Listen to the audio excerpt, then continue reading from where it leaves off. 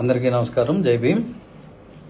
ఈరోజు గౌరవనీయులైన ఉపసభాపతి ఉండి శాసనసభ్యులు రఘురామకృష్ణరాజు గారు ఒక ప్రెస్ నోట్ ఒకటి రిలీజ్ చేసినట్టున్నారు.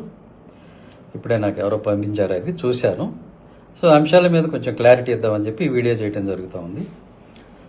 అందులో వారు మొట్టమొదటి చెప్పదలుచుకున్న విషయం ఏంటంటే, ఆయన చెప్తున్నాడు, నేను ఫిర్యాదు చేశాను, నేను మీ మీద ఆరోపణలు చేశాను కాబట్టి మిమ్మల్ని అరెస్ట్ చేస్తారు అని చెప్పేసి ఒక హెచ్చరిక ఒకటి చేశారు. చాలా ధన్యవాదాలు రఘురామకృష్ణరాజు గారు. ఎందుకనంటే రాష్ట్ర ప్రజలందరికీ కూడా, ముఖ్యంగా దళితులకి, దళిత క్రైస్తవులకి అందరికీ కూడా మీరు ఒక విషయం క్లారిఫై చేశారు. సునీల్ కుమార్ గారికి ఏదైనా అపకారం జరిగితే, అంటే ప్రభుత్వం గనక ఏదైనా చర్య తీసుకుంది అని అంటే కేవలం నన్ను సంతృప్తిపరచడానికే వారి మీద చర్య తీసుకుంటున్నారు తప్ప వేరే ఏం లేదు. దీని వెనుక నా ప్రోత్సాహమే ఉంది, నేను పెట్టిన తప్పుడు ఎలిగేషన్లే ఉన్నాయనే విషయం మీరందరికీ స్పష్టం చేసేశారు. కాబట్టి ఇక నా మీద ఏ చర్య ఎవరు తీసుకున్నా కూడా అది ఆ దర్యాప్తు సంస్థల వల్ల కాదు, ఆ దర్యాప్తు వల్ల కాదు, ఎలిగేషన్స్ వల్ల కాదు, కేవలం మీ ఈగోని సాటిస్ఫై చేయడం కోసమే అన్న విషయం అందరికీ క్లియర్ చేశారు. దానికోసం మీకు thank you very very much. అది చెప్పాలి, నేను తప్పదు. ప్రజలంతా తెలివి తక్కువ వాళ్ళు కాదు. ఏ దర్యాప్తు అయినా 3 నెలలు 6 నెలలు పడుతుంది. సంవత్సరాలు పట్టిందంటే అందులో ఏమీ లేదు, ఆధారాలు లేవు అనేది నేను ఇంతకుముందు కూడా చెప్పాను. ఇంకా ఎక్కువ టైం పడుతుందంటే ఆధారాలు పుట్టించడానికి అని కూడా నేను చెప్పాను. ఆ మాట కరెక్ట్ అని చెప్పేసి మీరు ఈరోజు చెప్పిన దాంతో అది రుజువైంది.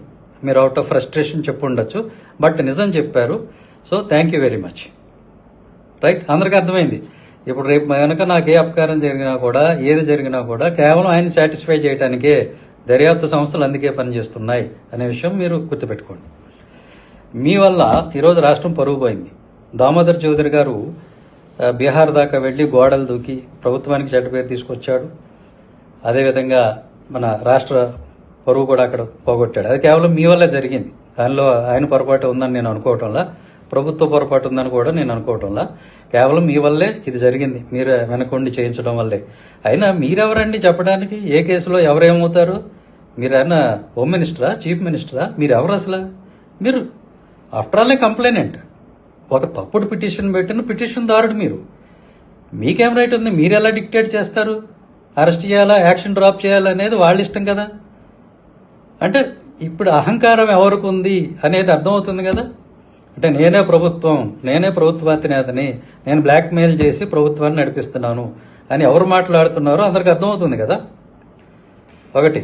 రెండవది, వినయ విధేయతల గురించి తర్వాత ఏదో మాట వాడారు మీరు. అది ప్రౌడ్నెస్ అని ఏదో మీరు మాట వాడారు.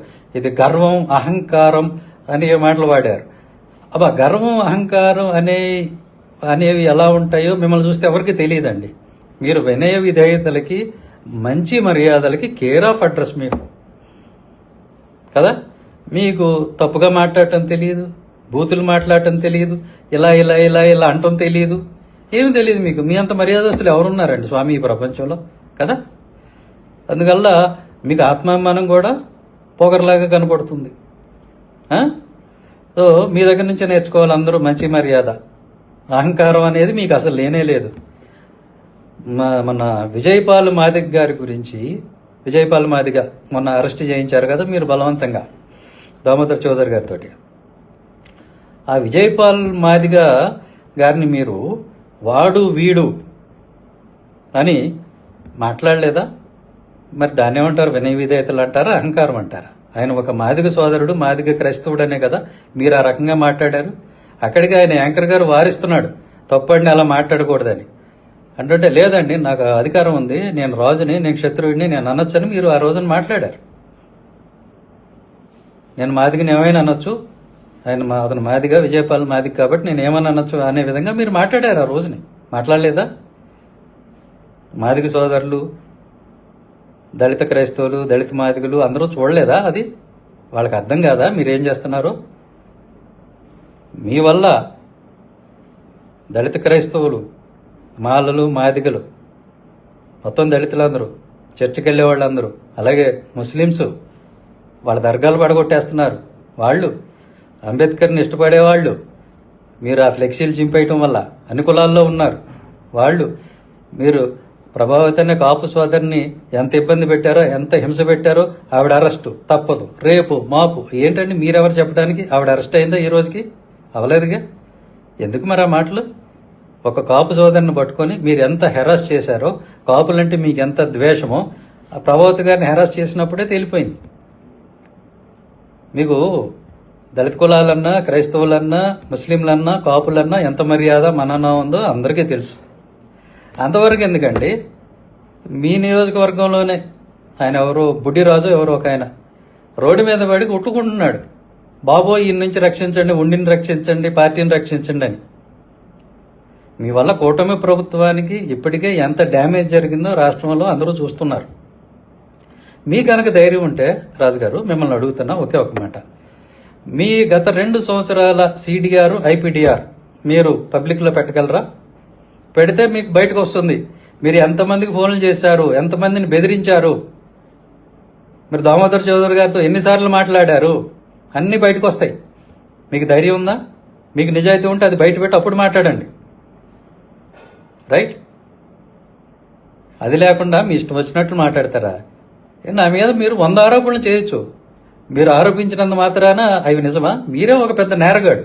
2000 కోట్లు తినేసి బ్యాంకులకి CBI ఒక కేసులో ఛార్జ్ షీట్ వేసి ఇంకో 2 కేసులు ఇన్వెస్టిగేషన్లో ఉన్నటువంటి నేరస్తుడు మీరు. మీరు నా గురించి మాట్లాడటం ఏంటండి? 2000 కోట్లు తినేసి ఏదో 70 లక్షలు అన్నావు. 70 లక్షలు కాదు, 1 లక్ష నా అకౌంట్కి ఎక్కడైనా వచ్చినట్టు చూపించు. దమ్ముంటే చూపించు.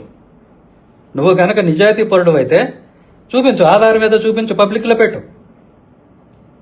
వాడిచ్చాడు వీడిచ్చాడు ఈ సొల్లువాగుడు కాదు కదా, ఆధారాలు ఉండాలి. వాడెవడో వచ్చి దాన్ని పోయి తలకు మార్చినోడు జేబులో 10 రూపాయలు పెడితే వాడు ఏది మాట్లాడమంటే అది మాట్లాడతాడు. అది కాదు కదా. ఏది నా అకౌంట్కి 1 రూపాయి జమ అయినట్టు చూపించి మాట్లాడు. కోర్టులు ఒప్పుకుంటాయా? రేపు కోర్టులు చివాట్లు పెడతాయి. ఇప్పుడు బీహార్లో పెట్టినట్టే రేపు చివాట్లు పెడతాయి నా విషయంలో కూడా. ఇలాగా పిచ్చి పిచ్చి వేషాలు వేస్తే కోర్టులు ఉన్నాయి, ప్రజలు ఉన్నారు, అందరూ చూస్తూ ఉన్నారు. మీ ఇష్టం వచ్చినట్టల్లా నాటకాలు ఆడటం కుదరదండి. రైట్? ఇక ఈ ఛానల్స్ వారికి, మీడియా వారికి, ఆయనకి మద్దతు ఇస్తున్న వారికి మాత్రమే వారికి నేను చెప్పదలుచుకుంది ఏంటంటే, రాజుగారి దగ్గర అపారమైన టాలెంట్ ఉంది, అది మీరు వృధా చేయకండి. ఏంటంటే మీరు అస్తమానమైన ఇది ఒకటే విషయం ఎందుకు అడుగుతారు, మిమ్మల్ని కొట్టారా అంటే ఆయన అబద్ధం చెప్పాల్సి వస్తుంది 10 సార్లు కొట్టారని. ఓకే?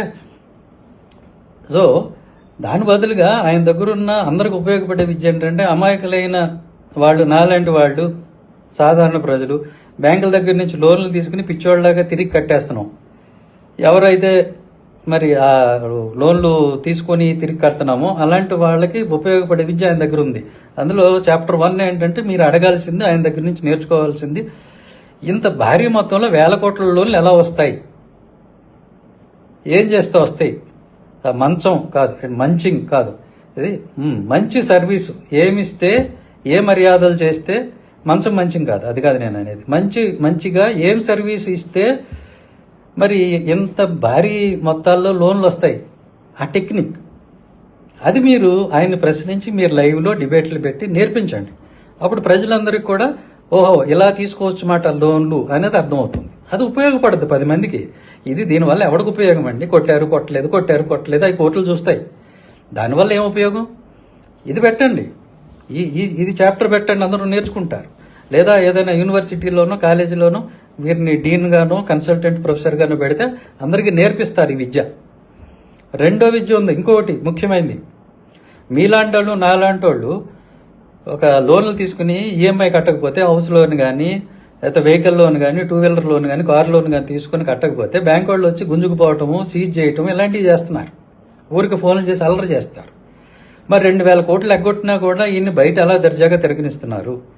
ఈ విద్య ఇది ఎలా? అది లైవ్లో అడగండి, వారిని అడిగి మీరు ఫ్రంట్ పేజ్లో బాక్సులు కట్టి వెయ్యండి పేపర్లలో. ఈయన ఇలాంటి టిప్స్ ఇచ్చారు, డబ్బులు తీసుకోవాలంటే బ్యాంకుల నుంచి ఇలా, ఎగ్గొట్టాలంటే ఇలా, అది వెయ్యండి, అందరికి ఉపయోగపడుతుంది. ఎందుకు ఆయన కొట్టలేదు ఇవన్నీ ఎందుకండి? దానివల్ల ఎవరికి ఉపయోగం అండి? ఉపయోగపడే విషయాలు. ఆయన మేధావి, ఆ మేధాశక్తిని వాడుకోవాలి మనం కదా. ఇంకా మూడోది అడ్వాన్స్డ్. CBI లాంటి దర్యాప్తు సంస్థ మరి ఇన్ని 1000 కోట్లు ఎగ్గొట్టిన పెద్ద మనిషిని ఎందుకు అరెస్ట్ చేయటం లేదు, సిబిఐ అరెస్ట్ చేయకుండా ఎలా ఉండాలి, అలాగే ఈడీ ఆల్రెడీ ఈయన మీద 40 కోట్లు ఫైన్ వేసింది, కన్విక్షన్ అయిపోయింది. అది కూడా ఏంటి, విదేశాల నుంచి అక్రమంగా డబ్బులు రవాణా చేశాడు అని. ఫెరా కేసులో ఆ 40 కోట్లు కట్టకుండా ఎలాగ ఈయన ఆగగలుగుతున్నాడు, దాని మీద ఎలా స్టే తెచ్చుకున్నాడు, ఆ స్టే మళ్ళీ పైకి రాకుండా హైకోర్టులో ఎలా మేనేజ్ చేస్తున్నాడు, ఇది ఈ విద్యలు, ఈ విషయాలు, ఈ మూడింటి మీద మీరు దయచేసి డిబేట్లు పెట్టండి. మీకు తప్పదో అడగాలంటే ఇది అడగండి, ఆయన మిమ్మల్ని కొట్టారా లేదా ఇవన్నీ. కానీ ప్రజలకు ఉపయోగపడే ఈ 3 అంశాలు, లోన్లు తీసుకోవటం ఎలా, లోన్లు ఎగ్గట్టడం ఎలా, అరెస్ట్ కాకుండా ఉండటం ఎలాగా సిబిఐ నుంచి, అలాగే ఈడీ ఎన్ఫోర్స్ చేసినటువంటి 40 కోట్లు వేసిన ఫైన్ ఉంది, అది కట్టకుండా సంవత్సరాలు గడపటం ఎలా, ఇలాంటి నేరస్తుని మీరు సమర్థిస్తున్నారు.